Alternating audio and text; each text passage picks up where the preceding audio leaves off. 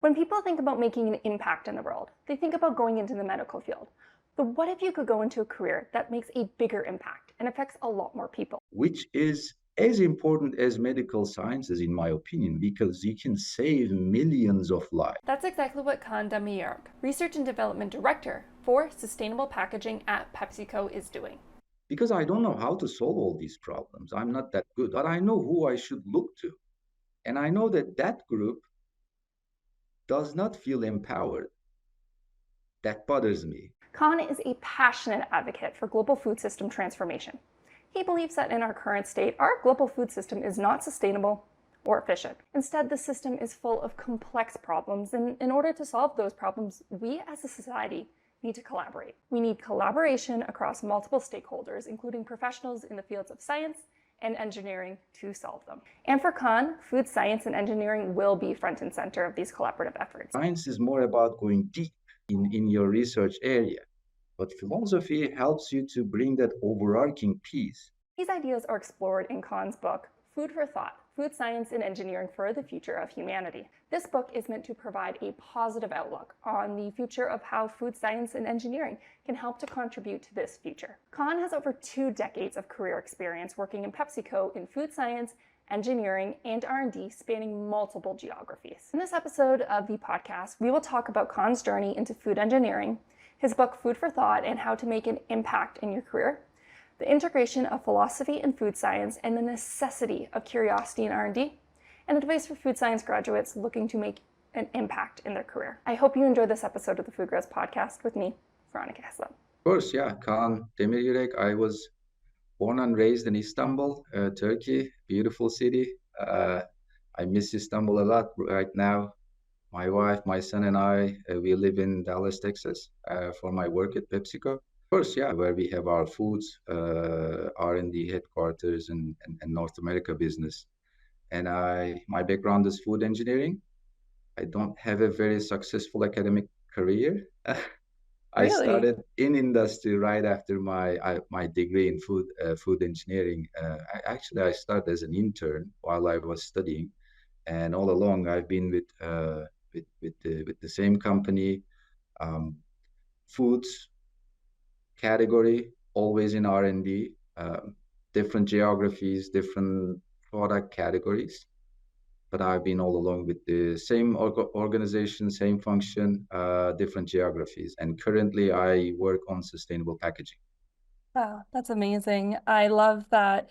I speak to a lot of individuals who've gone to many different companies, but then there's also some that have fallen in love with the one that they're working for. And there's just so many different ways that it can take them, especially a place like PepsiCo that's just all over the world. So I imagine that you've been able to bring some of that different culture or that different types of learning with your work. Absolutely. Everything comes with pros and cons, right? When you have a career like this, you got the experience to get to know the operation and how the business works at different levels at different geographies. But then you're missing the multicultural perspective because the company culture is pretty much same everywhere. Um, so you see the vertical integration and all that throughout your career. Different geographies give you wonderful personal growth experience as a thought leader. It's not very tangible, but I cannot emphasize it enough, Veronica. But sometimes I'm thinking, yeah, maybe different companies give you different cultural experience as well. But in big organizations like this, without changing the company, you can change roles that feels like you're changing job. Right. Well, tell me a little bit more. You mentioned that you're currently in sustainable packaging. Could you explain a little bit more about what that role entails? Sure. I'm on the food side in PepsiCo. So my role is to play the liaison role pretty much between the corporate strategy and technical R&D strategy, making sure that we are working on the right stuff in R&D with the right level of prioritization, putting the end-to-end systems and strategic thinking in place to make sure we are progressing against our vision in Wow. sustainable packaging.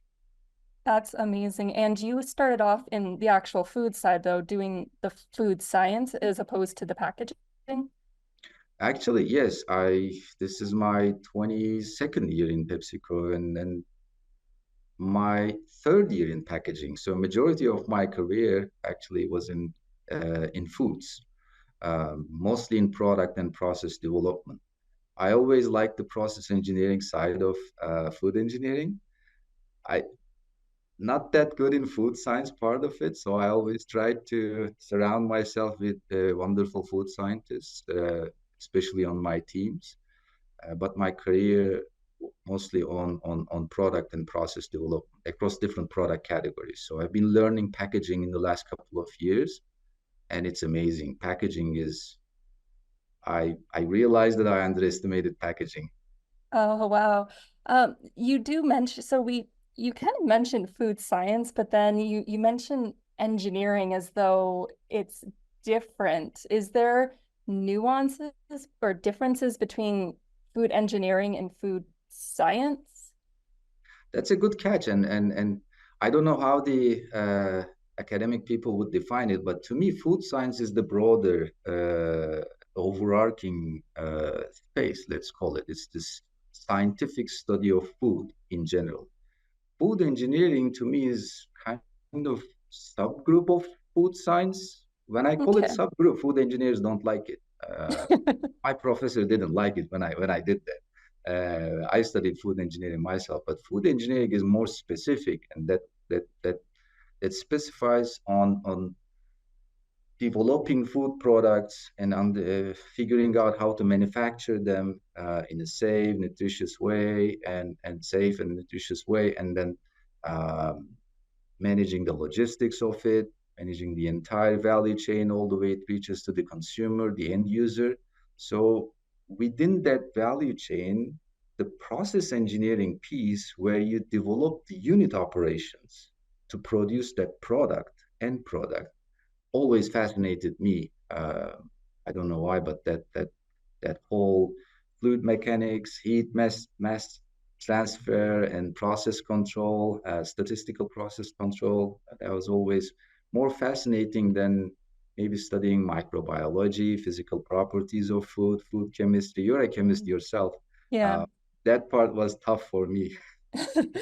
Well, actually, I'm a little bit more on your side as well, even though I am a chemist. I associate myself more with a phys chemist because I don't really do wet chemistry. I more so look at if I melt fats, I look at the enthalpy release. So to me, I feel it's definitely not engineering, but I feel it's I'm not a chemist. I feel like I'm more like that physical chemist because I understand. I think that there is a totally different mindset when it comes to the engineering side. I mean, any scientist can tell you benchtop is going to be very different than running it in a pilot plant and going from, as well, especially we're working with fats, going from this small bench, it doesn't normally go to the same way as the overall, where a little change in temperature overall makes a huge difference. So it's a wild ride, and I could see why the engineering part really appealed to you. But what about packaging? How did that transition happen for you? Actually, it was more driven by my this I started growing this personal passion for sustainability in the last couple of years, especially after COVID, um, which was the motivation for my book as well. I think we will talk a little bit about it. So I was looking for some more sustainability space related roles within the organization, and this opportunity came up. I thought it was great because it gives me some some opportunity to influence the sustainability agenda as well as learning packaging, which was kind of a missing piece in my career so far. Like I said, I big mistake. I thought packaging is just something we put the great products we design here and it just protects the product, but there is much more to it. It's the communication tool. That's the first interaction the consumer has with your product. And there's a lot going on right now in the smart packaging space, which we can also talk in the coming minutes. But that was so intriguing, the opportunity to learn the packaging and the science in packaging is huge. I didn't know that. The polymer science and all that, again, not my strong area, but we've got wonderful experts that I learn from every day in the Mhm. organization. So that's how that happened. That makes sense.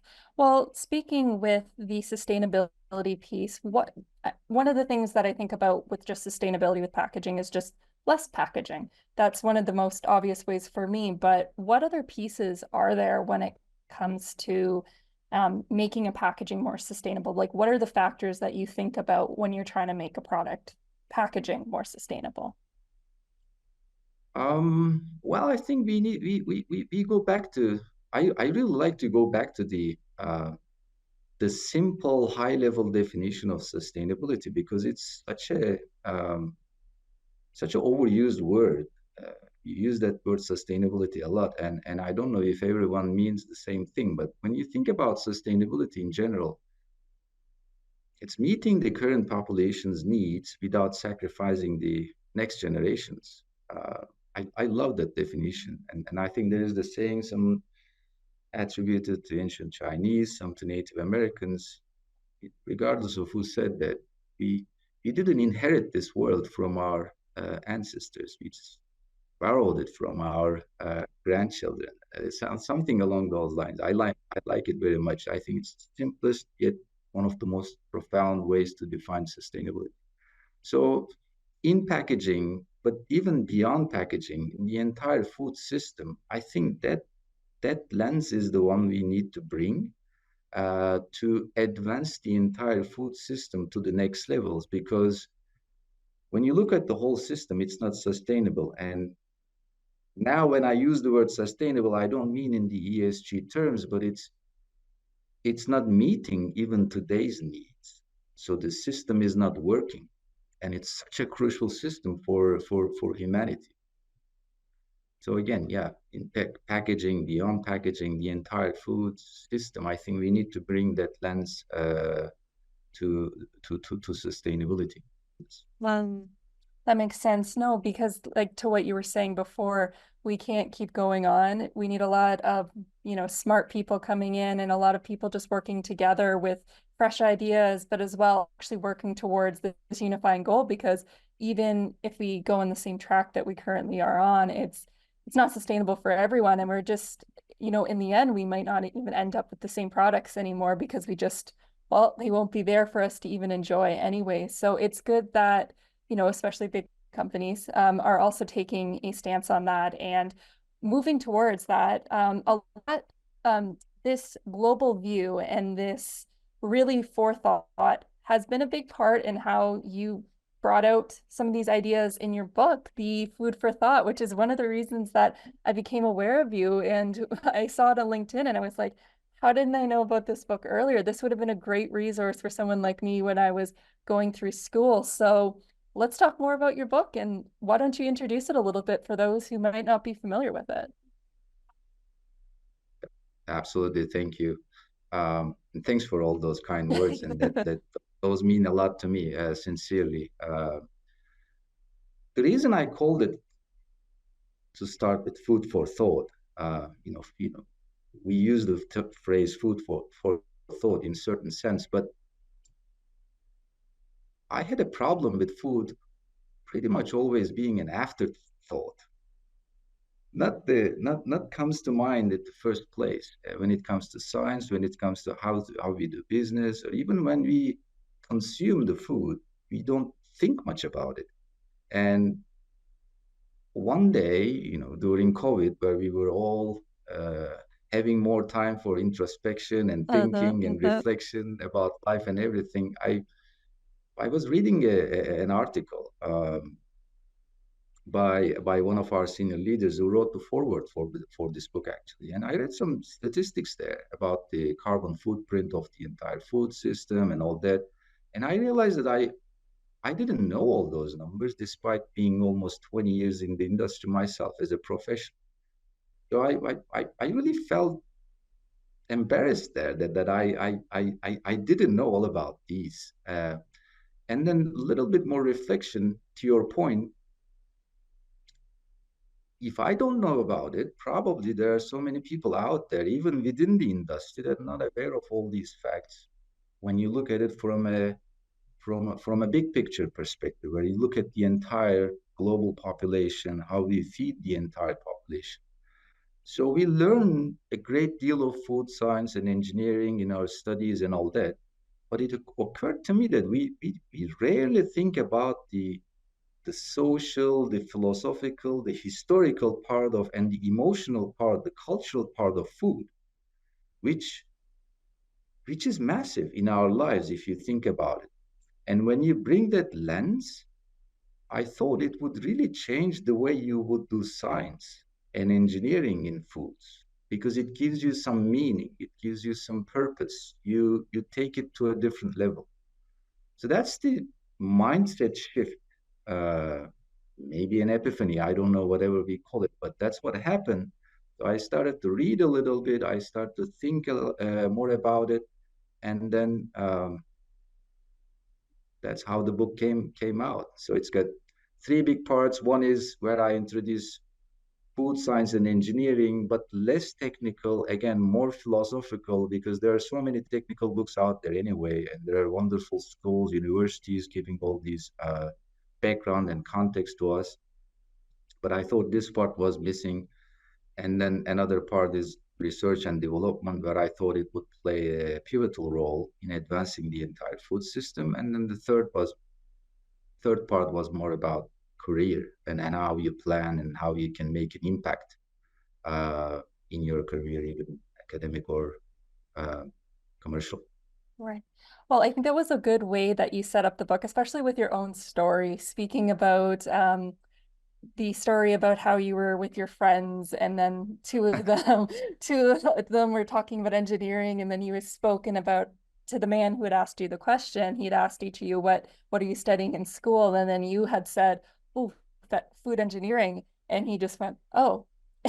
And I could see how that would really affect you in terms of, like you mentioned, that, you might not remember what people say exactly, but you do remember how they make you feel. And that's definitely a true part. And I think that even story builds up to how food is more than just, it's more than just science. Like there's that emotional part towards it. There's a lot of thoughts and feelings that go into it. And before I go on, have you found that people think about food engineering a little bit differently, or are you still a lot of people going, oh, that's what you do? I've asked people about it, because it's been 25 years since that story for me, maybe even longer. So I've been, every time I'm invited to speak to these events with students, I ask the question, because I think there is a little bit improvement there, but not to the level that where we want it to be. And I think it's our role, your, mine, and all others, to change this, to shift this, because the reason I told that story is not a storytelling tactic. The reason I told that story is, when you are put into that feeling, emotional state, it keeps haunting you, Veronica, throughout your entire life, if you cannot get yourself out of it. What I mean by that is, when you have that look, when you have those comments, when you hear those jokes, it never occurred to me, at least, that I could help influence humanity's future through food science and engineering, which is as important as medical sciences, in my opinion, because you can save millions of lives by a technology you can develop, by a scientific research you can do and enable other scientists use or engineers use. So you can impact billions of lives. But when you have those type of conversations, somehow you feel like you don't feel empowered, Right. or you don't feel inspired to make such a big impact on life, on global food system. That's the only thing I'm trying to improve with this book and with all those posts on LinkedIn, because, and that's my personal passion, because I don't know how to solve all these problems. I'm not that good. I'm not that knowledgeable, but I know who I should look to. And I know that that group does not feel empowered. That bothers me. and I'm trying to change it Oh, as much as I can. okay. Okay. Well, thank you for that clarification because a lot of the books just savor the story thing because I think, yes, you can make a big impact, especially the food. Like my friend Nicole, she always says a chef can feed 50 people, but a food science or those in the food industry can feed billions because of the way that these systems are set up. So it seems that philosophy and your philosophy interests, and bringing this greater awareness to being able to change the system plays a role in your work. So would you be able to maybe elaborate how do I want to how do I want to get into this next question? Because I'm really trying to dive into your philosophy because it's so important and you're trying to make the changes in the system. But I guess I don't know where I want to go with this. Well, maybe philosophy Yeah. is the love of wisdom, right? So that's what it means as a word. Hmm. Sophia means wisdom in Greek and Chile. You know this from science. That's attraction, love. So I think philosophy brings you a different level of wisdom. It's because philosophy is less about knowledge, but it's more about how to use the knowledge you have. Science is more about knowledge, right? We as scientists and engineers, we go after the unknown and we try to bring more clarity through scientific research and theories until the next truth comes. That's an iterative process, like Carl Sagan said. That's the beauty of scientific method because there is no absolute truth. You always bring better truth to your question. Philosophy, on the other hand, is you still ask questions, but it's less about finding answers. I think that's how it complements science so well, because philosophy is less about answers, it's more questions. And it helps you to step back and look at the whole system, the whole picture, which you can miss a little bit if you are in science, because science is more about going deep in your research area. But philosophy helps you to bring that overarching piece. In my thinking, that's how it helped me. I don't know if that's where you were trying to get to, but I wanted to express my my piece there because it's so crucial and so important to me. I didn't really know where I was going with that one. I just wanted to hear your thoughts about it because, again, it's been something you write about a lot on LinkedIn, and I know that it's important to you. And you're absolutely right. As someone who does do the science, it's important to be into the details, but it's very easy to get so stuck into the details that you can really lose the big picture of even why you're even here to begin with. And taking a step back can really, in a weird way, give you clarity. But I find for me, at least, I always have to do a bit of a reminder to step back and actually bring into it because science does feel very much like the well, it is. It's the seeking of knowledge. And even though with science, this knowledge can change as we explore new things, we have new research that suggests something. So bringing in philosophy, this is a good reminder that I need to spend some more time on, you know, I admit I've never really read any philosophical works. I've always meant to, but it's just something that's never come up for me. I love philosophy. I actually recently wrote an article. It's on LinkedIn. It's about how I see science and philosophy complement each other. And I tried to visualize two figures dancing. Like one of them is science, one of them is philosophy. So I try, and I, from my vantage point, I tried to articulate how each other complements to the other one, because I'm a huge believer of complementarity of opposites rather than looking at them in a contrary way, like binary oppositions. You can look at two different, like hot and cold, as opposites, but actually, even in scientific terms, they are just a different degree of the same phenomenon, right? Temperature. That's So true. that Yeah, that's that a good. that mindset shift changes a lot of things.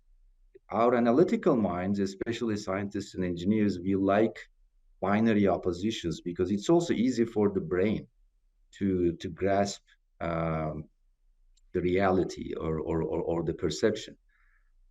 But looking at it in a complementing way, like yin yang in the Eastern philosophies, is not easy. But once you do it, I think that's where the magic happens. This podcast episode is sponsored by CareersNow. CareersNow is Food and Beverage Ontario's multi-year workforce development initiative that is connecting students and job seekers with employers in Ontario's food and beverage processing industry to connect you with exciting career opportunities. Check out careersnow.ca for more information on exciting jobs, career information, industry mentors, and training opportunities for professional development. Let's get back into the episode. Do you think that there would be an example that you could provide, maybe not necessarily like a general example in the world of food science, that someone could really, that could exemplify what you're speaking about, or like how to apply this bird's eye view, this greater looking at what you want to do? Because you might have the goal of creating a better, like, general term, a more sustainable packaging for this beverage, let's say.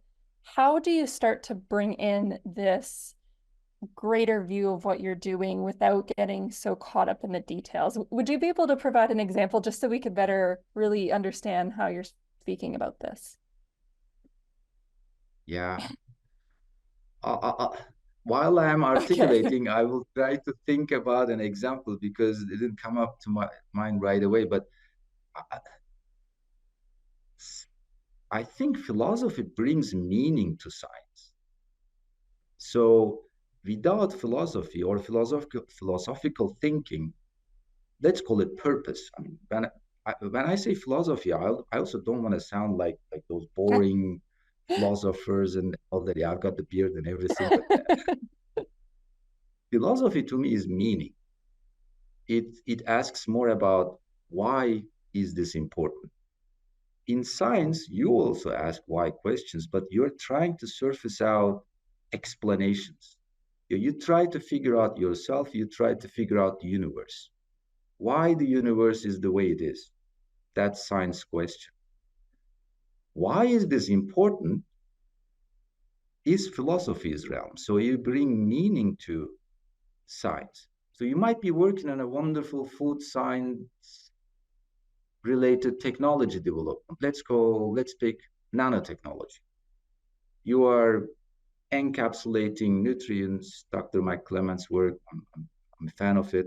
So you pack more nutrients to be able to feed more people and also enhance the absorption of those nutrients in your body. So that's a technology development. It's a scientific research and implementation in the technology. Why do we do it?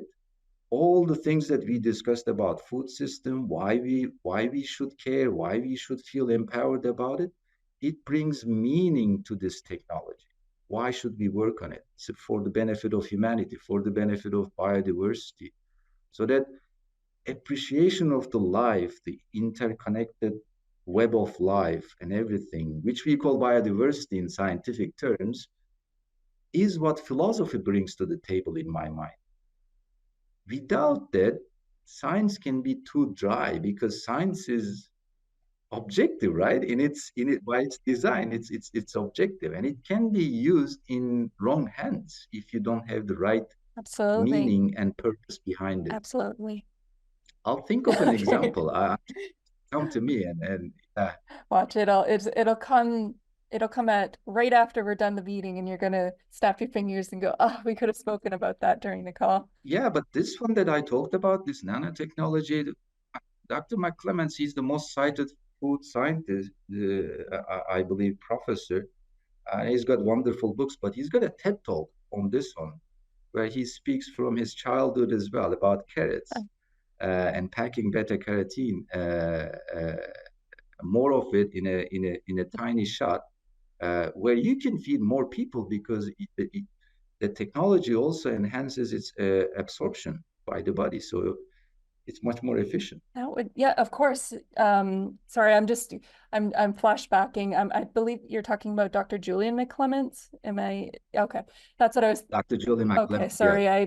for some reason remembering his whole name because he does a lot of emulsion work, which is what my field is. Yeah, So, yeah, yeah, and I remember that yeah. he's done a talk recently as well about for the Good Food Institute, where he was talking about nano emulsions, and then he was just talking about how its application could be in plant-based food. So I was having a little bit of a flashback to that talk as you were mentioning his Yeah, name.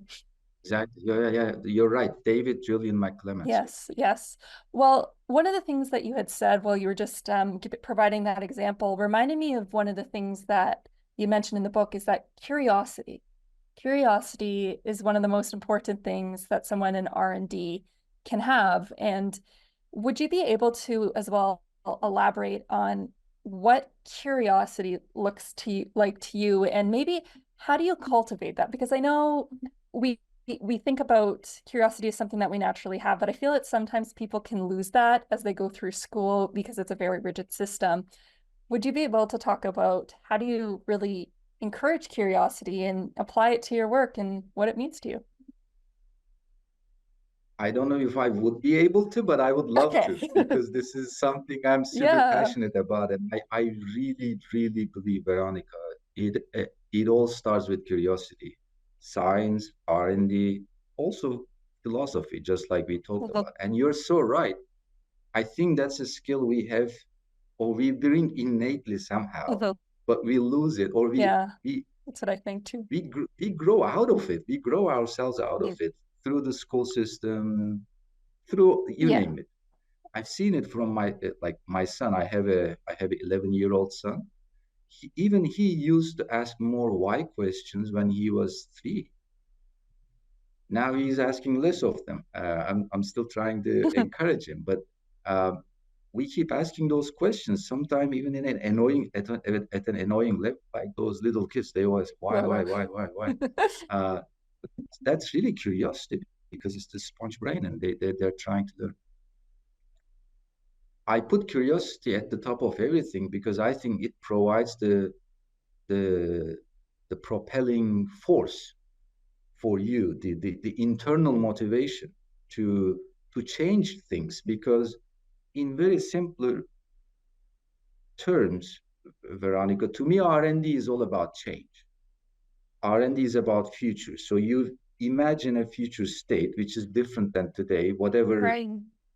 whatever problem you're trying to solve. You are not happy with what you have today and you want to change it. So there's a journey Right. to be made from to, but that all starts with curiosity, with the questions. You look at something today. Why is this computer to be this way? Like, is there a different way Mhm. that this can be designed differently? Why do we have this keyboard like this? Um, why do I see you through this screen right now? Like, does it have to be always like this? And those questions, what I mean by curiosity, gives you the initial energy and the thinking. In chemistry terms, the activation energy to go all the Yeah. way up there, and then everything follows. But without this, nothing happens because, again, in scientific terms, from physics this time, it leads you to inertia. You're comfortable with where you are, you're lazy, you don't even bother, nothing happens. I don't know, maybe sometimes it's good, it's okay. But if you're talking about R&D, which is researching on something, using that research to develop something Mhm. to solve a problem in simplest terms, you need that curiosity to propel your initial thinking. Absolutely. That makes sense. Yes, it's unfortunate that as we grow up from so many different ways of life just happens that, you can lose your curiosity and there's a lot of wonders that we have through our life that even that you just said, it's been a while since I've thought about, oh, how does a computer, send things over the internet? How did this programming go? Like there's so many wonders that everyday life and you sometimes just forget to ask the questions and it's so important for scientists to ask the why, to ask the why am I doing this, coming from the philosophy piece, but also just why is this happening? It's so easy to, in a weird way, design an experiment and then go back and make the hypothesis because you're so focused on, again, just getting the results out that it can be you can forget the why of the why you're doing it, or what am I even curious about when it comes to so if someone is able to have a lot of curiosity and they can ask a lot of questions, and they're coming into their work with the food science, maybe they have too many questions, maybe that they want to explore everything. Do you have any experience or advice choosing the curiosities to actually follow? Because when you're dealing with working in a company, you might not have the time or the resources or the funds to explore every question that you would like. How do you choose which ones to go for once you've decided that this is a really curious question and I want to know more about it? That's a wonderful question. You got me there. I don't know. I'm thinking this is a big thing. I mean, even in corporate life, in the business, I know prioritization is everything, especially the lives we live today are very different than how even they used to be 20 years ago, let alone 200 years ago. So Mhm. there's so much information, so much going on. What is that? That is every 2 years, the information is double.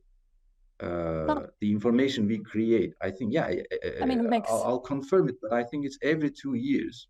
The entire information we have as humanity, it doubles every year. Isn't it mind it blowing? doesn't surprise me, but at the same time, it surprises me. Yeah, so in an environment like this where you have a lot of information, you're bombarded with knowledge and information and everything, how do you make those choices, the prioritization to your point, in more granular terms, which questions to go after? That's a really big one. I think in business terms, there are different tools and strategic thinking Mhm. mindset and prioritization tools. We can get into that if you want to, but I think personally, I always try to think what matters most and what is the biggest impact I can make. Because intellectually asking or going after some questions is really good for philosophical terms, but in science and technology, you want to make some progress. Right. So if you might be curious about a question, let's say if I have two questions, I would go after the one that I would make the biggest impact myself when I try to bring some answers to it in scientific terms. Um, what matters most piece is really difficult to figure out, because this new buzzword that we keep hearing, the systems thinking. The system is so complex now. It's very difficult to figure out when you're asking a question or when you're making a change of a system at this end, how does it change the things on the other end, and how does it impact? That's really tough. Mhm. I'm sorry, I know I'm rambling because it's a very tough question. I don't think I have a very good answer for that one. That's okay. I appreciate your honesty, but you did say something that really stood out to me, was what would make the biggest impact for me to be able, because I think that's a interesting way to think about it, because as you mentioned, you want to try to you want to be a part in changing the global food system to being more sustainable, but um being more I know you didn't use the term, but circular is the word that's come to my head as we spoke. But I like the idea of impact, because I think that I'm just thinking about our younger listeners, and I've always struggled with decision making, just in terms of, you know, there's a lot of different choices you can make, and it can lead you astray to so many different opportunities, and that can be a great thing. And as someone who's has to plan a lot of experiments for my research, it's sometimes very hard to decide what is you don't have infinite amount of time to complete a PhD, so you have to figure out which experiments are going to make the most impact, because going off on a tangent can lead you sometimes even months astray if you just keep on getting at that point. So really coming back and making a decision about what to do. I like how you chose the word impact. I think that's a good one. I think, and I want to specify that I chose that impact piece again for for my professional area and my passion in the science and engineering and food systems specifically, again, if you're talking about philosophy, I wouldn't worry much about impact, because that's the beauty of philosophy. You're entertaining an intellectual question in your mind, and it just helps you to think, like, why did I come to this life, or was thrown into this life? Can I make an impact there? I don't know, but I will still ask that question. However, when it comes to this space we are talking about, science and technology, I really would like to think in those terms, the impact terms. And again, the example is the book, the humble book I wrote, because when I was asking these questions, how should we advance the food system? I was thinking this and asking the same question to myself. Okay, I understand the problem and the opportunity. How can I make the biggest impact here personally as Kaan Demiryürek? I am not a Julian McClements. I cannot develop, I don't have that knowledge and background and skill set to develop a technology to advance the food system. Or I don't have a PhD like yourself, so I cannot contribute in the same way you do. But I read a lot. I read a lot of philosophy. I read a lot of behavioral science, humanities, and history, and things like that. I thought maybe this is the way I can contribute to talk about food science and engineering, less in technical terms, but in a more encouraging and inspiring way for the food scientists, engineers, and professionals. Because even if I can influence one individual there, I wrote this. You never know what one person can achieve. If I can do that, I would consider myself successful. So that's the impact I thought I could make, not the other ones that I talked about. And it helped me with my thinking, and hopefully it will help some others as well. I love that. I love that. Well, as much as I'd love to keep diving into these questions, I know that we're coming to the end of our time, and I want to make sure that I get to two more questions before we finish off, and we'll go into a more tangible one. So we're hopefully making an impact with those that are listening. So we talk about impact in that, and maybe let's inspire the generation that's listening right now. So what advice would you give to food science graduates, or maybe just individuals in general going to the food industry? What advice would you give in order for someone to make an impact, who wants to make an impact? Yeah. Advice is a strong word for me. I don't know if I'm in a position, and really, this is not a cheeky humility. I really don't feel entitled for advice, but I beg them to feel as empowered as they can, because their role, each and every food grad individual's role, to me, is not less than a medical professional, like we talked earlier. We can save millions of lives, next generations, through the science and technology we will put into this space. So my first one is, please feel empowered and entitled to lead the way, because it's always science and technology that leads the way. Everything else that follows, the governments, the companies, people, the consumers, it's always science spearhead the way. And the second one, again, I beg them to read a little bit humanities, not only science and technology, but read a little bit about psychology, how the human brain works, how we make those decisions, how our emotions impact us, and history and philosophy, because those social studies, humanities, bring meaning to science and technology. That's the only way we can make our scientific efforts more meaningful for humanity, but not only for humanity, because humanity is only the part of the big life, the entire life itself, which is biodiversity, again, in scientific terms. That's good. Definitely one of the more unique pieces of advice, so to say, if we're going to use that term now, that we've had on the show. So thank you for sharing that. And my last question is, where can people find you? I'm not very good in terms of using social media other than LinkedIn. LinkedIn is my only social media. I don't have any other. So I think that's the only one.